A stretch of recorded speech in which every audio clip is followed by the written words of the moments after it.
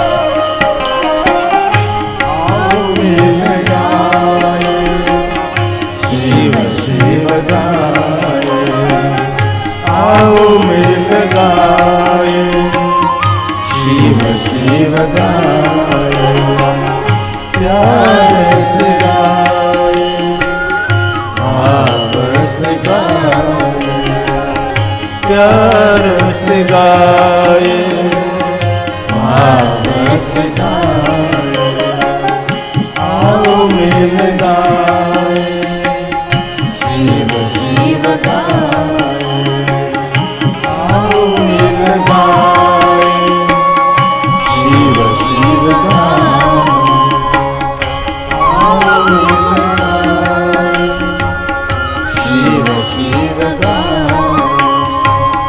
आओ मिल गाए, शिव शिव गाए, आओ मिल गाए, शिव शिव गाए, आओ मिल गाए, शिव शिव गाए। बोलिए मल्लिकार्जुन महादेव।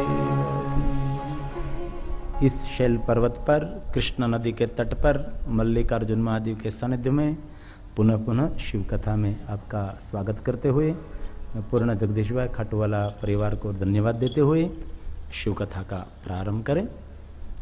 तो हमारा नित्य नियम के अनुसार जिस तीर्थ में सुद पुराणे जी ने भगवान महादेव जी की कथा का गान किया, तीर्थ में श्रेष्ठ तीर्थ और प्रयाग तीर्थ को याद करके हम शिव कथा का प्रारंभ करें।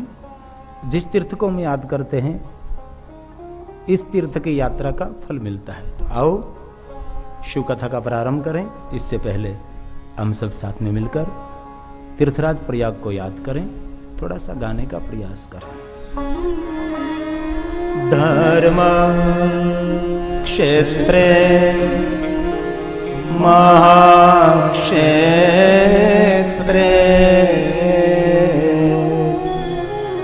गंगा कालिंदी संगमे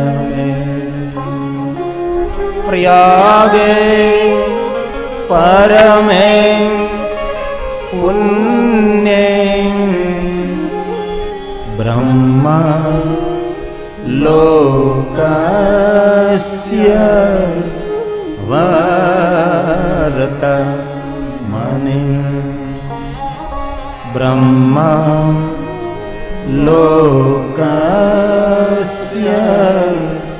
वर्तमाने। ब्रह्मलोक के मार्ग स्वरूप तीर्थराज प्रयाग में सुत पुराण जी शिव कथा का प्रारंभ कर रहे हैं और भगवान व्यास ने शिव महापुराण के प्रारंभ में सभी ऋषियों के मुख में शब्द रखकर प्रश्नार्थ श्लोक को गाकर शिव कथा का प्रारंभ किया है। और शिव महापुराण का पहला श्लोक, प्रथम श्लोक वो प्रश्नार्थ है और सुत का संबोधन है। और भगवान व्यास ने शिव महापुराण में कहा है और सभी ऋषि प्रयाग तीर्थ में सूत को कह रहे हैं, हे सूत महाप्राज्ञ सर्व सिद्धांत वेद प्रभो आख्याहि में कथा सारम पुराणानां विशेषतः पुराणानां विशेषतः। यही सुत जी आप सर्व सिद्धांत को जानने वाले हैं।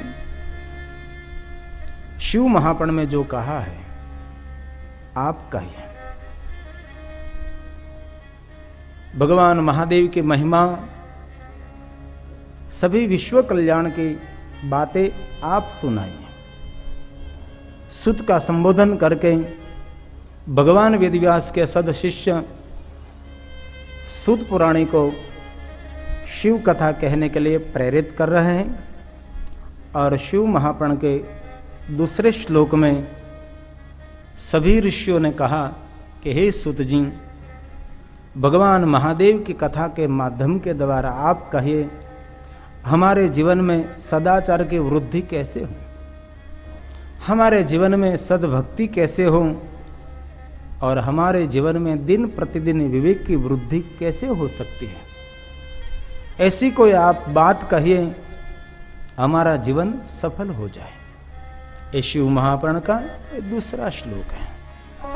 सदाचार च सद्भक्ति विवेको वर्धते कथम स्विकार निराश्चं सज्जने क्रियते कथम सज्जने क्रियते कथम। हे सुत जी आप कहिए सज्जनों को अपने जीवन में क्या करना चाहिए। तो भगवान महादेव जी की कथा ये सज्जनों के लिए है। भगवान की कथा वो दुर्जनों के लिए नहीं है। प्रभु की कथा को हम अमृत कहते हैं, तो अमृत देवताओं के लिए है, दानवों के लिए नहीं है। कई लोग ऐसा कहते ही रहते हैं और बोलते भी रहते हैं कि इतनी बड़ी बड़ी कथा हो रही है लेकिन समाज में सुधार क्यों नहीं हो रहा। लेकिन भगवान की कथा समाज को सुधारने के लिए नहीं है, वो तो भक्तों की साधना है, वो तो भक्तों का एक अनुष्ठान है। प्रभु की कथा प्रभु की वांगमय पूजा है। शब्द रूपी पुष्प लेकर हम भगवान के ऊपर अभिषेक कर रहे हैं। इसलिए ये बात तो भूलनी चाहिए कि कथा के माध्यम के द्वारा समाज में कोई सुधार हो। कथा में कौन आते हो जो अपना जीवन सुधारा है, अपना जीवन को संवारा है, अपना जीवन को पवित्र बनाए, वो कथा में आते हैं। कथा में सज्जन लोग आते हैं, कथा में दुर्जन नहीं आते। इसलिए भगवान की कथा समाज को सुधारने की नहीं है। भगवान की कथा को भक्तों की एक साधना, एक अनुष्ठान, एक उपासना है। कथा में कौन आते हैं? जो भगवत प्रेमी हो, वो कथा के प्रेमी हो, प्रभु भक्त हो, पुण्यवान हो, पवित्र आत्मा हो, वो प्रभु की कथा में पधारते हैं। दुर्जन कभी कथा में नहीं आते। जो भगवान की कथा दुर्जनों के लिए है तो उसमें भगवान व्यास पहले ही लिख देते हैं दुर्जने क्रियते कथम। लेकिन भगवान व्यास ने ऐसा नहीं कहा, दुर्जने क्रियते कथम नहीं, पण कहा सज्जने क्रियते कथम। सज्जन लोगों को अपने जीवन में किस समय क्या करना चाहिए। तो भगवान की कथा दुर्जनों के लिए नहीं है, भगवान की कथा सज्जनों के लिए है। हमारे गुजरात और सौराष्ट्र की गंगा सती ने भी यही कहा है, जो पात्र मिले तो ये सब देना, कुपात्र के आगे वस्तु कभी नहीं देनी चाहिए। गुजराती भजन की पंक्ति है, लेकिन मैं गुजराती हूं और मैं गर्व से कहता हूं मैं गुजरात का हूं और मेरी मातृभाषा भी गुजराती है। अभी साहब ने कहा कि मुझे हिंदी नहीं आता, मैं अंग्रेजी में प्रवचन करूंगा, तो मैंने कहा मुझे अंग्रेजी नहीं आता। आप अंग्रेजी में प्रवचन करेंगे, आपको हिंदी नहीं आता, तो मुझे अंग्रेजी नहीं आता। लेकिन मैंने समझ तो लिया आपने क्या किया। आपने बहुत सुंदर बोले, इसलिए आपका बहुत इस कथा में सहयोग रहा है, इसलिए पुनः पुनः आपका हम स्वागत करते हैं इस शैलम पर्वत पर मल्लिकार्जुन महादेव के सानिध्य में। तो गुजरातियों के लिए एक पंक्ति मां गंगा सती की मैं सुनाता हूं। कुपात्र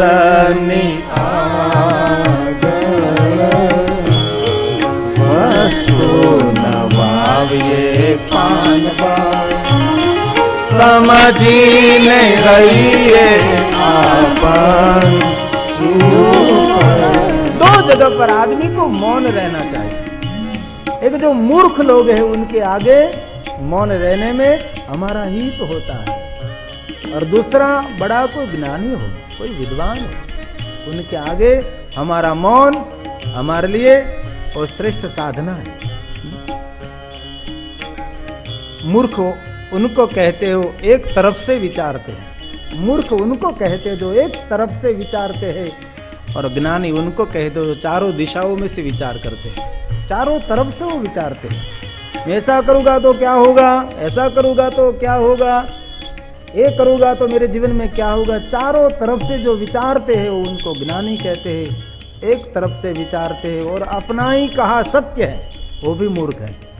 मैं कहूं वही सत्य है, ये भी मूर्ख है। मूर्ख उनको कहते हैं जहां देवदूत जाने से घबराते हैं। जिस जगह पर, जिस स्थान पर देवदूत जाने से घबराते हो और वहां जाकर आराम करते हैं, उनको मूर्ख कहते हैं।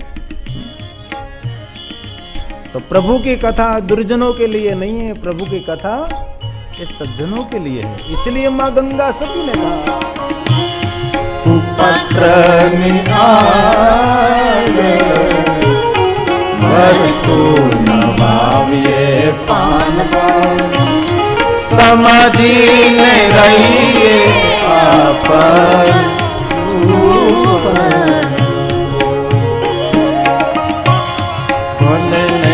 आवीने धननो धगलो करे जो भले आवीने धननो धगलो करे जो भले होई मोटो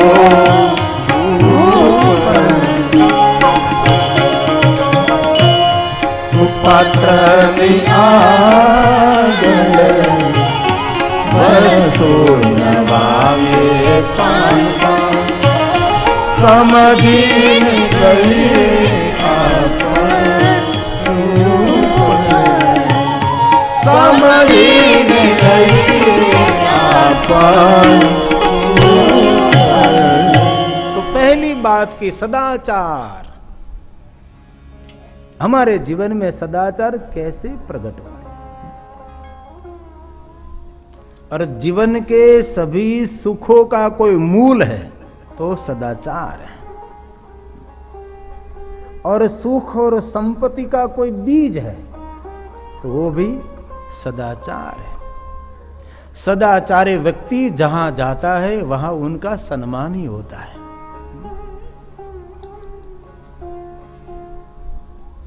इसलिए हर व्यक्ति के लिए जीवन में सदाचार एक श्रेष्ठ गुण है। इसलिए साधु पुरुष, महापुरुष, सज्जन पुरुष प्राण से भी ज्यादा सदाचार का जतन करते हैं। प्राण चला जाए तो भले चला जाए, लेकिन सदाचार कभी नहीं जाना चाहिए। हम ब्रह्मचारी बने कि न बने वो जरूरत नहीं है, लेकिन सदाचारी तो हर कोई व्यक्ति बन सकता है। श्रेष्ठ कर्मचारी तो वो है जो कर्म की चोरी नहीं करता। जो आपको कार्य सौंपा है वो निष्ठापूर्वक किया जाए, वही बड़ा यज्ञ है, वही सदाचारी है। इसलिए जहां जाता है वहां सुख देने वाला कोई बीज है तो सदाचार है। इसलिए पहली बात की आप ऐसी कुछ कथा सुनाओ हमारे जीवन में सदाचार की वृद्धि हो। और दूसरी बात कही सद्भक्ति। हमारे जीवन में भक्ति तो है ही, लेकिन सद्भक्ति कैसे हो? आप सब जानते हैं भक्ति तो सारी दुनिया करती है, लेकिन सद्भक्ति तो कोई कोई करता है। भक्ति का दो प्रकार है, व्यभिचारिणी भक्ति और अव्यभिचारिणी भक्ति। व्यभिचारिणी भक्ति उनको कहते हैं जिस भक्ति में भगवान के पास से कुछ लेने की आशा अपेक्षा हो, कोई मांग हो। मैंने जगदीश भाई को पूछा था कि आप ये शिव कथा शैलम मल्लिकार्जुन महादेव के सानिध्य में दूसरी बार क्यों करना चाहते? एक बार तो आपने गंगा के तट पर खलु काशी नगरी, काशी विश्वनाथ महादेव के सानिध्य में शिव महापुराण कथा का आयोजन किया था और बड़ा आनंद भी आया था। इस तीर्थ को भी, काशी नगर को याद करे, गंगा का किनारा याद करे और काशी विश्वनाथ महादेव को भी याद करे, और काल भैरव को क्यों न याद करे, क्योंकि शिव भक्तों के रक्षक हमारे काल भैरव जी हैं। तो काशी नगर में एक बार शिव महापुराण कथा का आयोजन किया गया था। इस समय प्रधान यजमान, मुख्य यजमान और शिव कथा के आयोजक एक जगदीश भाई खाटूवाला ही थे, और उनके परिवार के माध्यम के द्वारा, जगदीश भाई खाटूवाला परिवार के द्वारा शैल पर्वत पर इस मल्लिकार्जुन महादेव के सानिध्य में कृष्णा नदी के तट पर जगदीश भाई खाटूवाले के द्वारा और दूसरे शिव महापुराण कथा का आयोजन हो रहा है। बहुत ऐसे कम लोग होते हैं, अपने बेटे और बेटी के शादी में तो बड़ा खर्च कर देते हैं, लेकिन भगवान के नाम पर खर्च करने वाला बहुत कम लोग होते हैं। इसलिए मैंने पूछा कि आप क्यों एक कथा का आयोजन दूसरी बार क्यों कथा करने चाहते? तो उसने कहा बस बापू ऐसे ही, कोई आशा नहीं, कोई अपेक्षा नहीं, कोई मांग नहीं, बस एक निज आनंद के लिए, निजानंद के लिए।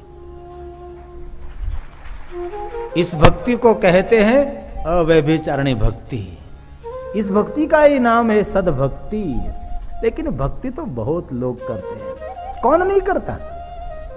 सुबह में उठकर स्नान करके भगवान के सामने बैठ जाते हैं, कहीं देवी देवताओं का पाठ करते हैं और घंटों तक माला करते हैं, और माला करने के बाद कहते हैं कि आज मेरी दुकान अच्छी चलनी चाहिए। होगी व्यभिचारिणी भक्ति। लेकिन बहुत गिने चुने लोग होते हैं जो भगवान के पास से कुछ भी नहीं मांगते, बिना शर्त शरणागति, कोई शर्त नहीं। जैसी स्थिति में तू रखे, इस स्थिति में हम प्रसन्न ही रहते हैं। और श्रेष्ठ भक्ति और सर्वोपरि भक्ति, इस भक्ति को कहते हैं सद्भक्ति। भाव से भक्ति करने वाले बहुत कम लोग हैं, और भय से भक्ति करने वाले लोग बहुत हैं।